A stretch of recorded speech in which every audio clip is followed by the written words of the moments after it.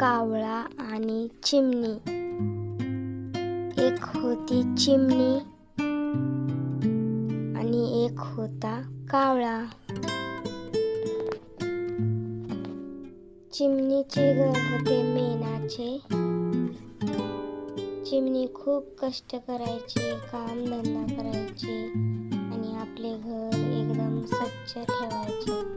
कावळा इकडे तिकडे फिरायचा, काही काम धंदा करायचा नाही. त्याच्या घरात सगळा पसाराच असायचा. इकडं तिकडं फिरायचा, टिवल्या बावल्या करायचा. एक दिवस काय झालं, मोठा जोरांचा पाऊस आला. विजांचा गडगडाट सुरू